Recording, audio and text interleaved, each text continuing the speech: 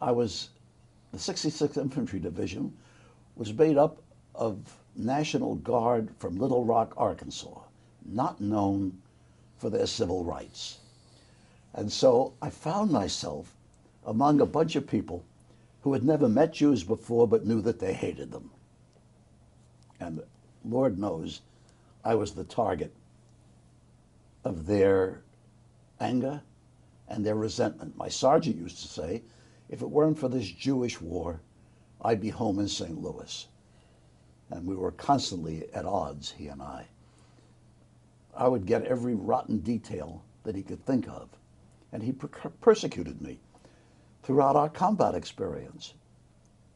One day, I threatened to kill him, which would be easy. All of us had the weapons, and a lot of excitement was going on, and people were shot all the time. And from then on, he sort of backed off. But it gave me the feeling that I wasn't fighting for a strange country, that I was living in a world that I had not been prepared for. My parents never said, out there are people who are not like you and who will not like you. And that was my sort of education under fire. I couldn't understand why it was that we were two men to a foxhole, that they wouldn't be willing to share the foxhole with me. Was it because I was a Jew or because I didn't care whether I lived or not?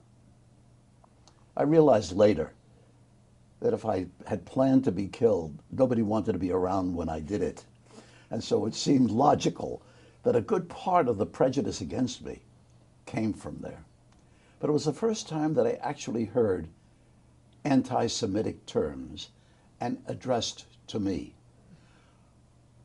I'm not physical. I never fought with my fists against other boys. I never did any of that kind of thing because my mother wouldn't have approved.